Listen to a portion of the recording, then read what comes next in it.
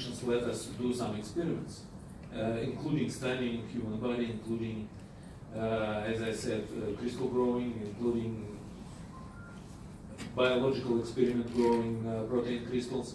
So if we have spacecraft that is going to be pretty complex with artificial gravity, the only way we can know how to do this is making turn of this spacecraft, and it would be pretty big arm for this rotation.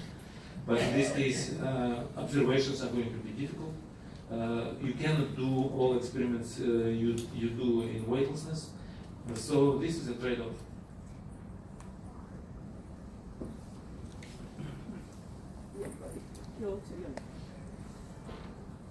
Well, actually, compared to the 1960s, the life science and the space medicine has a lot of data accumulated. So, like Stanley mentioned, the bone and muscle issue has almost solved, but of course it's not completely yet. And then, but maybe when we think about the exploration for Mars or Moon or Mars for long enough, then the radiation issue becomes more important. That, going back to your question about the artificial gravity, my first flight, that is called the International Microgravity, the second mission, is a wonderful experiment from DLR, German Space Agency, provided some device organized by European Space Agency to test the threshold of gravity. Here we have 1G, one gravitational force. And there's no way for us to test if 1G is appropriate to our body or not. We may need maybe a little bit less gravitational force, like let's say if it's 0.5, then our body weight becomes half. People who says I'm handicapped so that I cannot support my body weight, now freely move around. So the gravity has something like that. But actually our body was designed and born in the gravitational field, which is at 1G. So we want to know what is the appropriate gravitational level to our body. And maybe different body system has a different threshold, but interestingly enough, the result of that European Space Agency's one, maybe 0.2 to 0.3 gravitational force is the level of the threshold, which means we recognize, oh, here 0.2 or 0.3, now there's a gravity force exists. If we think about the moon, it's only 1/6G. So if we have some the living condition of space colony or Mars, well, Mars has even the higher G, so this is maybe okay. But moon, we might need some artificial gravity for the people living long enough on a moon environment. But we don't know how much we need. Less, it's easier for the engineers to develop the device. That is the current situation. Very interesting. Our next question over here. So, yes. Excuse me. My only credential in this very prestigious forum is as an earthling on Spaceship Earth. And I just look at some of the wider questions. We are moving exponentially into this extraordinary frontier of space travel, and you as our pioneers in this extraordinary quantum jump that we are doing in human endeavours. Are we keeping up with the excitement and with the extraordinary things we are looking at? Are we keeping up with the backroom stuff that is happening? Are we managing our space junk? And are we even thinking of managing our space junk, as that's going to follow us exponentially? Are we moving at the exponential rate with our peace treaties so that we do have an international collaboration as we move forward? Because when things go wrong out there, they're going to go wrong down here. So I'm interested in your comments. You have a couple of different aspects to what you were asking. One is even when we go as fast as we can, we're never going fast enough. because we need to be doing more and more. And the problem with that is money, politics, and communication between the various entities involved. And there's always obstacles to that. So those of us in this room probably would go, light speed as fast as we could and get further and further out into space. But the reality is we can't quite do that, and we have to do it safely. The other aspect is in keeping up with the jump, as you said, of what we're doing. I know many of you have heard the story of what's left over at the top of Everest from all the explorers and people who've gone up there. They haven't brought any of that down to speak of. Well, space debris is a problem. And we've seen some instances of it causing major problems to spacecraft up there. And being in the commercial industry building satellites, I'm very concerned about space debris, but that's a very difficult problem because everything's in a different orbit. And it's not like Star Wars, where you can fly from orbit to orbit very easily.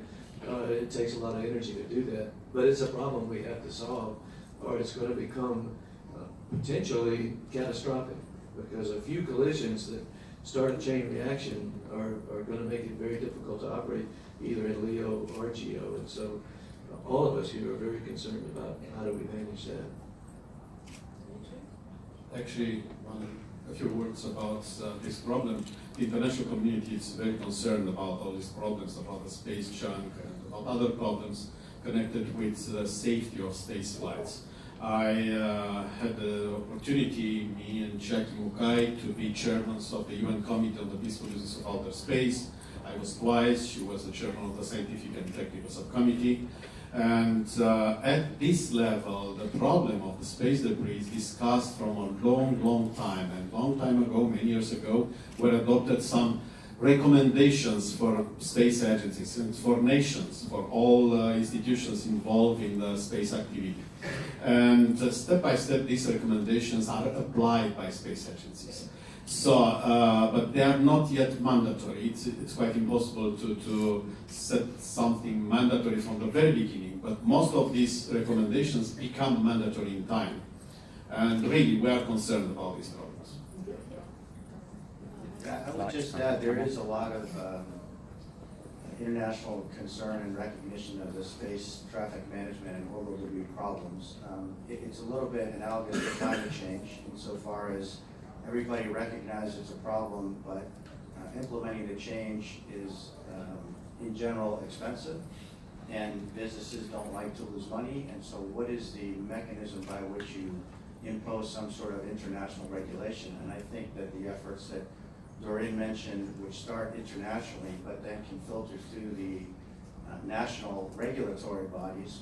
For instance, the FCC, which grants licenses to satellites in the US, now has started implementing the notion that you've got to guarantee that your satellite will effectively not be a contributor to this problem. That doesn't help all the stuff that's already on the top of Mount Everest, so to speak, but there is growing concern, and I'd say attention being paid to it both internationally and domestically. I'd like to add there's a physics piece of this which I don't think we fully understand yet. Unlike Mount Everest, things in low Earth orbit generally do spiral in and burn up in the Earth's atmosphere. Like a biological system, it is self-healing eventually. The higher things are, the longer they take, and if it's 1,000 years, that's not very helpful to us now. If it's less than 20 years, I think that's why it's so important not to make things worse, because it does have the potential to heal itself over a period of time in low Earth orbit. But we're operating in other orbits, more in, for example, geosynchronous orbit, which is 10% of the way to the moon. And that stuff is never coming back. I mean, it's just really not, at least not like in a million years. And so what happens today is if you have a telecommunications satellite in GEO and you're finished with it, you boost it up to what's called the graveyard orbit, 500 kilometers above all the other GEO satellites. Well, someday that is going to be, no one is talking about that right now. No one is talking about that because that is a really big problem. That is not a self-healing system, and it is a bunch of stuff up there. So I think as we tackle one problem, it's very important to focus on LEO. That's where we have people now, high-value assets like the space station. But this is not over, right? And I think there are other things that we are gonna find as we push out into the solar system that we're gonna be grappling with this problem for a long time. One other aspect is individual and corporate responsibility, taking responsibility for what you're doing, whether there's regulations or not. Most societies and cultures around the world now are aware of whether they're littering their cities or not. They're aware of clean energy, doing the right thing to help preserve the environment, whether they're required to or not. And that's contributing to improved environment on the Earth. People who are going into space have to do the same thing, and most companies and most governments are doing that. The regulation part is going to have to eventually help push that, and we're going to have to solve some of the more difficult problems like geo before it really is a safe environment. There was another part of this question is about excitement and about our motivation to do what we do, and this is a question not for us because we were excited many years ago, and that's why we are doing what we did. But I think the answer is right here. You can maybe look around and see that this room doesn't fit everyone who wanted to be here because people are standing in the line, and that means that we as humanity still have excitement. People are interested in it, and I see young kids, and they probably will continue what we are doing now. And because they are here, I have a hope. And let me point out one more thing that may be obvious to most of you in here, but once you get involved in this field, once you're in aerospace, there are programs that might help you try to get out of it, but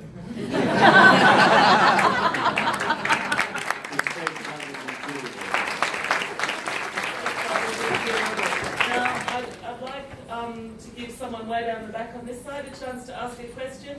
The white-haired person waving their hand at me right now.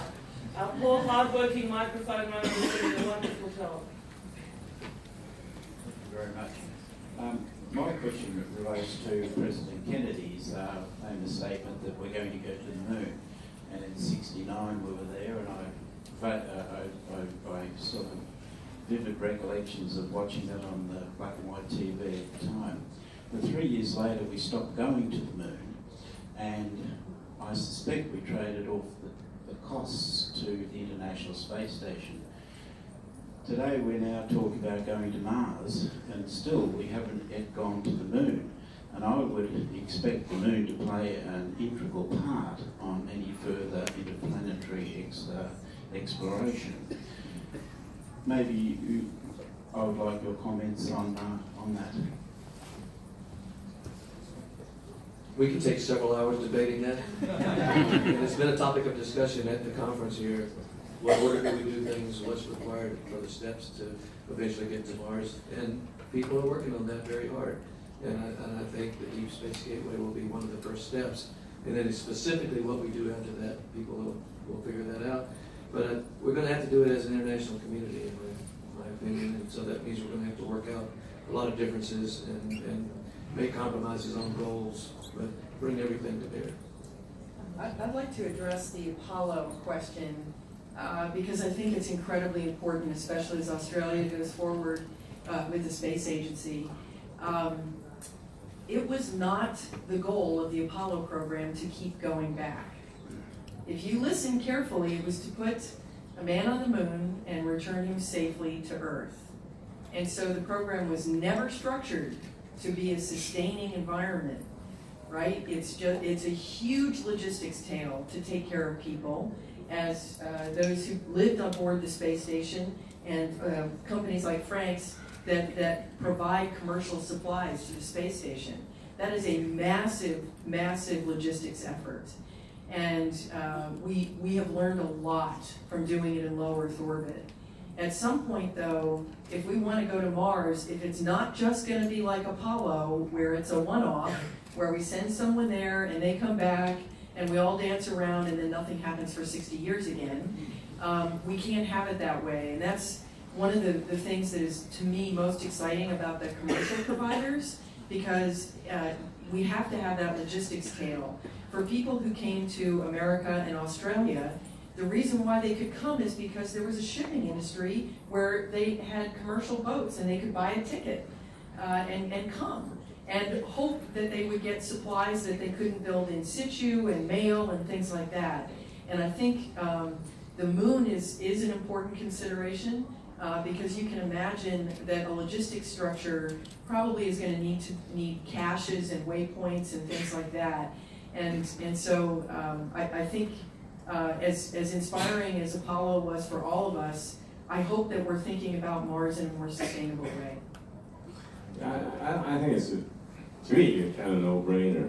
It takes a few days to go to the moon. It takes today, with today's technology, over half a year one way to Mars.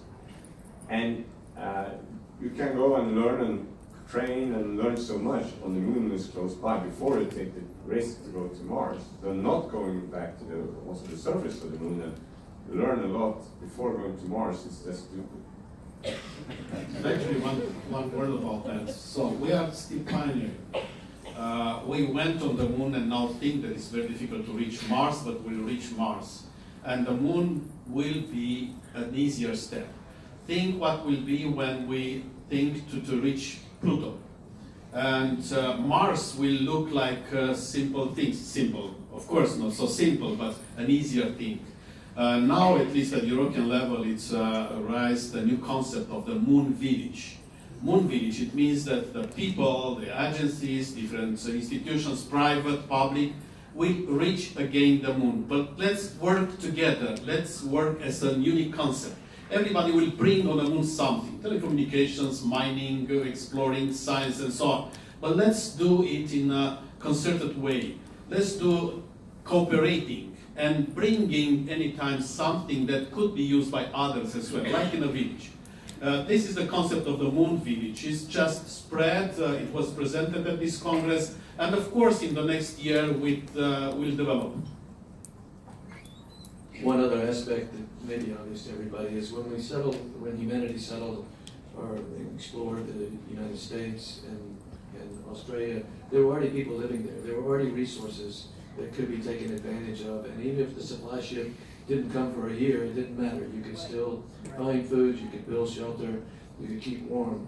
The moon has none of that, first of all, and so the logistics tail is incredibly critical.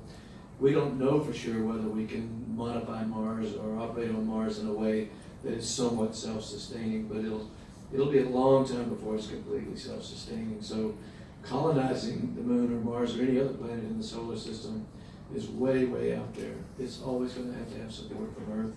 It's like living under the sea. You bring everything with you when you're in an experiment underwater.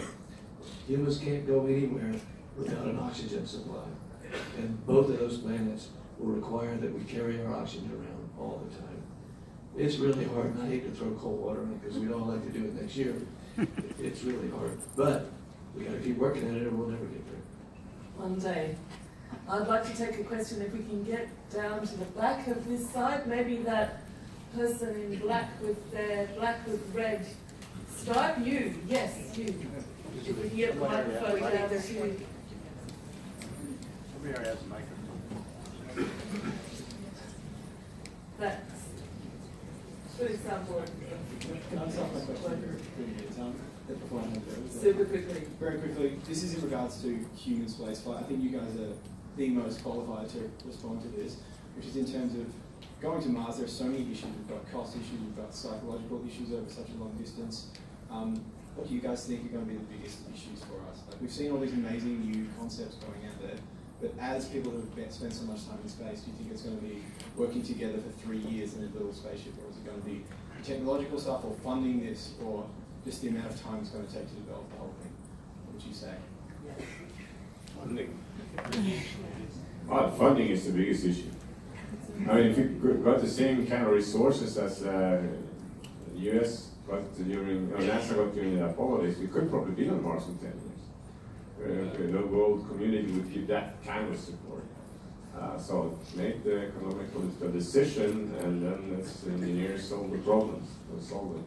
But actually, I think for Mars flight, radiation issue, what was said before, is going to be the biggest issue. But again, everything technical, technological, and even radiation is also an issue of resources. How much available resources, manpowers, and money is going to be involved. So everything is interconnected. Also, I think it's a matter of will, because what we have in all of our governments around the world, and this we've experienced this during the space station program, is the political systems of all of our nations sometimes have short-term memories, and trying to get them committed to providing the resources for a 10 or a 20 or a 30-year project is really challenging. And we all work very hard inside our own countries trying to remind our domestic leaders how important space is, and trying to get that sense of purpose, because the return on investment in doing things in space is very long term, and sometimes it's hard to convince people who are serving for short periods of time that they should be investing that will. So with the will comes the resources, and with resources comes the ability to solve the technical problems. During Apollo, the U.S. share, or the NASA share of the budget of the United States was 8 times what it is now from a percentage standpoint. So funding is incredibly important. Connected to that is the amount of mass, sheer mass that you have to launch off the surface of the Earth in order to take a long journey like that. And that all costs money. It requires very robust and powerful launch systems. Until we come up with somebody solving propulsion off the surface of the Earth differently than we do it now chemically, will make a big difference. So you kids out there get working on that. But I agree, we have to have the motivation to do that. And I'll guarantee you that if we discovered that there was some mineral on the surface of Mars that provided eternal youth, we would spend whatever it took to do that. Michael, do you think there was Nothing to add. our next question is the gentleman. Hi. If you were 20 years old right now, what would you be doing to be an astronaut in the future? Right. Did everyone hear that? Have a good education first. If you were 20 years old right now, what would you be doing to become an astronaut in the future? So good education, Sergey says. I think we all agree. I would be thinking of Uber, Airbnb, or something like that, and then get out of money so I could buy a ticket.